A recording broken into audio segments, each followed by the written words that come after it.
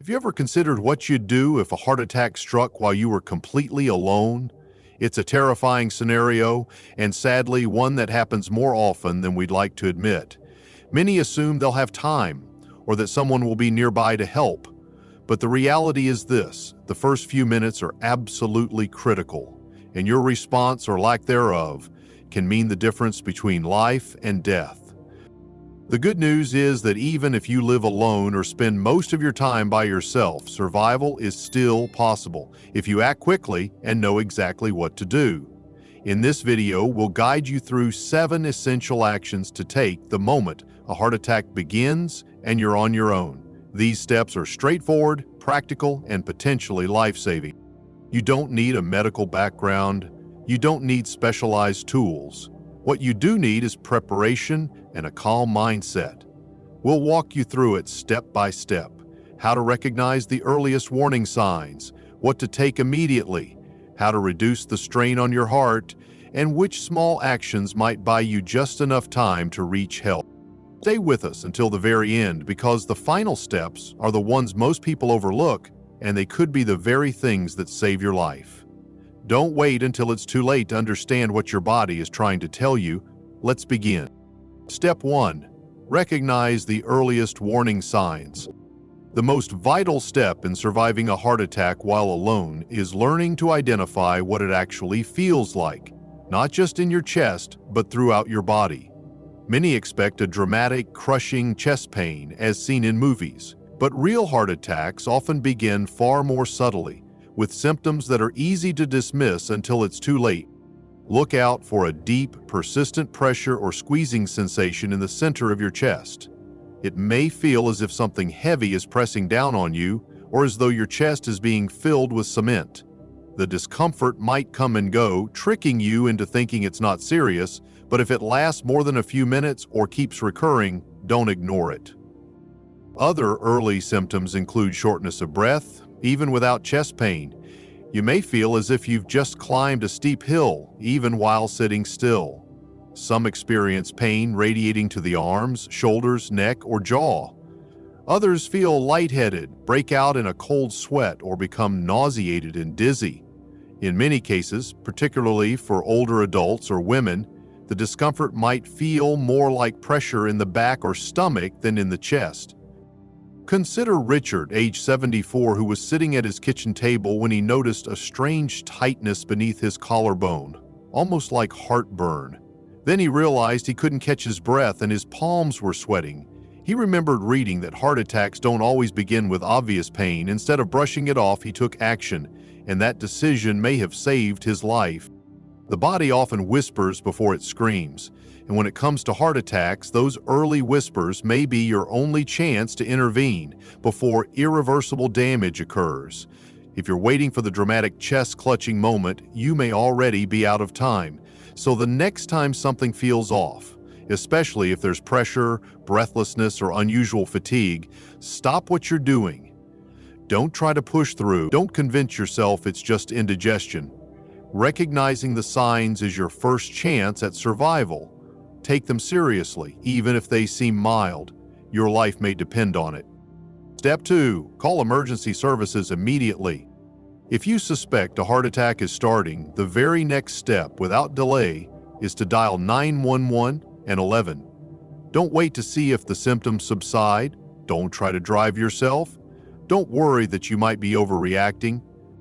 Calling emergency services is not only the fastest way to get help, it's the smartest and safest. A heart attack is not something you walk off. Every passing minute increases damage. The longer your heart is deprived of oxygen, the more severe the harm. But once you call 911, trained responders are on their way, bringing vital equipment, medications, and the ability to keep you alive en route to the hospital, especially if your heart were to stop. What's more, heart attack symptoms often escalate quickly. If they do, you may not be able to help yourself. That's why trying to drive is one of the most dangerous choices you could make. You could black out, cause a crash, or delay the critical care you need. Let help come to you. Take Linda, age 78. She noticed an odd ache in her left shoulder, then a wave of nausea and cold sweat. She considered calling her son, but then recalled what a nurse once told her. If you're alone and think you might be having a heart attack, call 911 first. Talk to family later. She made the call. By the time the ambulance arrived, her symptoms had intensified, but the paramedics were ready. They stabilized her on the spot. That one call saved her life. You don't need to be certain it's a heart attack to request help. Emergency dispatchers won't be upset if it turns out to be a false alarm. In fact, they'd rather you be safe than sorry. Keep your phone easily accessible, especially if you live alone. If you're struggling to speak, use your phone's emergency call feature. Many have shortcuts available even when locked. Learn where it is and be ready to use it. If you're finding this video helpful so far, comment number 2 below to let us know you're still with us. And if you haven't subscribed yet, go ahead and hit that button and turn on notifications so you won't miss any future videos. Your support enables us to keep producing valuable, informative content. Let's move on. Step 3. Chew an aspirin, slowly and calmly. Once you've called for help, the next most powerful thing you can do is simple. Chew an aspirin. Not swallow, chew. And do it calmly, even if your hands are trembling. If you have a regular 325 milligram aspirin nearby and you're not allergic or on medications that would make it unsafe, this step alone can significantly boost your survival odds. Aspirin thins the blood, helping to slow or prevent the growth of the clot blocking a coronary artery. By chewing the tablet instead of swallowing it, the medicine enters your system more rapidly, sometimes fast enough to partially restore blood flow before paramedics arrive. Avoid taking aspirin on an empty stomach unless absolutely necessary, but in the case of a heart attack, the risk of bleeding is far less serious than the danger of a blocked artery. Also, avoid enteric-coated or delayed release from aspirin, but if that's all you have, chew it anyway. The goal is to get the medicine working as fast as possible. Let's talk about Joe, age 72. One morning he felt tightness spreading from his chest to his neck. He remembered he had aspirin in the kitchen drawer. He calmly chewed one tablet while waiting for help. Later, his cardiologist said that single action likely reduced the damage to his heart. That little pill, he was told, kept the situation from becoming far worse. If you live alone, keep aspirin where you can reach it easily, in your nightstand, your kitchen, or even your wallet. Make sure it hasn't expired. Let your family know where to find it in case they ever need to help you. This might seem like a small step, but it's backed by science and used by emergency responders worldwide. Chewing aspirin at the onset of a heart attack isn't just advice, it's a medically proven intervention, and in those critical first moments, it may determine whether you make it to the hospital or not. Step 4. Sit or lie down to protect your heart. Once you've called for help and taken aspirin, your next move is both simple and essential. Stop moving. Sit or lie down in the safest, most comfortable position you can manage. This isn't the time to tidy up, unlock doors, or gather belongings unless it's absolutely urgent. Any additional physical effort increases the burden on your heart, which is already struggling. Ideally, sit with your back supported, feet flat, and arms resting comfortably. This posture helps reduce your heart's workload. If you feel faint or lightheaded, lie on your side with your head slightly elevated. And most importantly, don't try to tough it out. It's common to feel silly sitting there doing nothing after calling for help, but remember, in this moment, doing nothing is doing something. Stillness gives your heart the chance to stabilize. It slows your breathing and preserves what limited oxygen your body has. Take Alice, age 81. When she felt pressure across her chest, her instinct was to tidy the kitchen and compose herself. But she remembered her doctor once said, "If you think it's your heart, sit down. Everything else can wait." She eased into her favorite recliner and stayed there until help came. That stillness, she later learned, may have prevented a full cardiac arrest. So if you feel those symptoms, pressure, breathlessness, dizziness, don't finish what you're doing. Stop where you are. Move only if necessary to get somewhere safer. Sit or lie still, breathe slowly, and let your body focus on one task: surviving. If you're sitting on a chair without armrests, resist the urge to slouch. Keep your back upright and your breathing unrestricted. The more relaxed and aligned your posture is, the less strain your heart endures. If you're still watching and finding this content helpful, please comment number 4 below to let me know you're with us.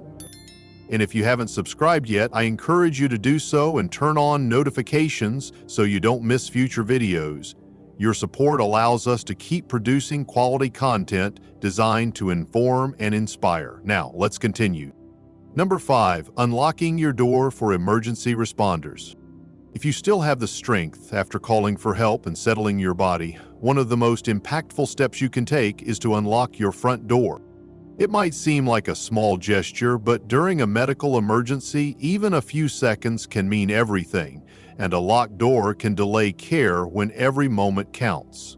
Paramedics are trained to break in if needed, certainly, but forced entry takes time, causes damage, and could even startle or harm you if you're near the door.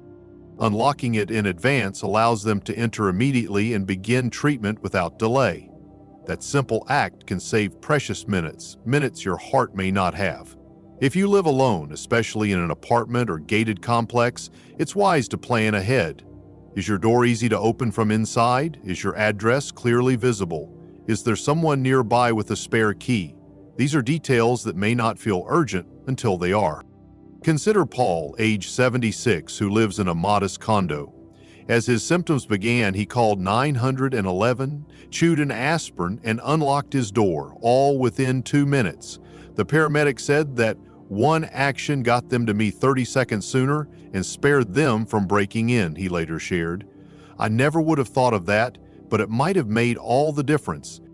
If walking to the door feels unsafe, don't attempt it. Sit down and focus on calming your breath. But if you're close enough and feel steady, go ahead and unlock it. You might also consider installing a smart lock with remote access or placing a medical lockbox for your key, especially if you live alone or face mobility challenges.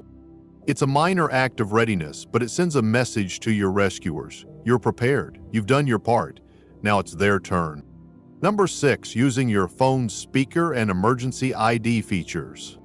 When you're alone during a heart attack, your phone becomes more than just a way to call for help. It becomes a lifeline, and one of the smartest ways to use it is by switching to speakerphone. This lets you speak with emergency responders hands-free so you can focus on breathing and staying calm without having to grip your phone or hold it up to your ear. In moments of distress, even holding a phone can make it harder to breathe. Using speakerphone not only lessens the strain but allows the dispatcher to hear you more clearly if your voice weakens. It also lets them pick up on background cues, your breathing, any movements, or changes in tone. Beyond that, every modern smartphone has another crucial feature, your emergency medical ID. On iPhones, it's accessible even from the lock screen. On Androids, a similar feature is often available. It contains vital data such as your age, allergies, medications, and medical history. If you're unconscious when help arrives, that information can save precious time and guide their care. Take Susan, 79. She lost consciousness just before help arrived, but because her phone had her emergency info set up, paramedics instantly knew she was diabetic and allergic to penicillin. That prevented a potentially harmful mistake and let them contact her daughter, listed right in the emergency contacts. Setting it up takes under 5 minutes, yet it can remain useful for years. Include your name, birth date, major health conditions, medications, allergies, and 1 or 2 emergency contacts. This isn't just for the tech-savvy, it's for anyone who might need help when they can't speak for themselves. So if you ever feel those first warning signs, use your speakerphone, stay on the line, and trust the voice on the other end. Their calm guidance and steady presence can make the wait feel less frightening. And if you lose the ability to speak, your phone might still speak for you. And if you're still watching and finding this helpful, please comment number 6 below so I know you're here. And if you haven't subscribed yet, I encourage you to do so and turn on the bell to stay informed. Your support helps us keep making content that educates and uplifts. Now let's move forward. Number 7, slowing your breath to steady your heart. During a heart attack, it's easy to feel overtaken by fear. Your chest tightens, thoughts race, and every second feels louder. But you still have one powerful tool: your breath.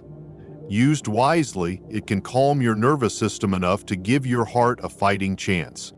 Controlled breathing won't stop a heart attack, but it can help prevent your body from falling into full shock while waiting for help. The more anxious you become, the more your heart may race. Slowing your breath can gently bring that rhythm down. You don't need a fancy method. Just try this. Inhale slowly through your nose for about 4 seconds. Hold your breath briefly, then exhale gently through your mouth for 6 seconds. Repeat. Focus on that simple pattern. It provides a steady anchor for your body and may help prevent dangerous heart rhythms triggered by panic. Think of Frank, age 83.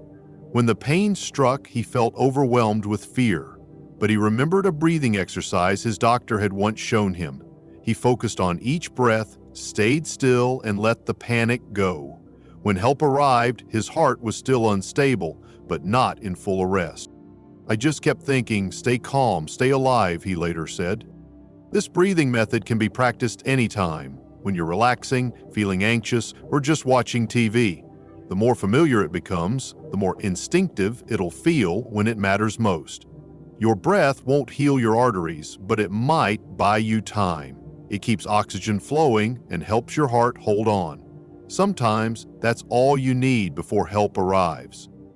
Stay still, stay alive. Final thoughts. In the end, surviving a heart attack alone isn't only about luck. It's about readiness, awareness, and calm choices. These 7 steps might seem simple individually, but together they form a powerful safety net. Recognize the early signs. Call for help immediately. Take aspirin if possible.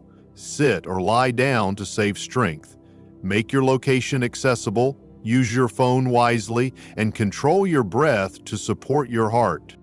Each step earns you more time. Each step gives you more control. And each one reminds you of something important.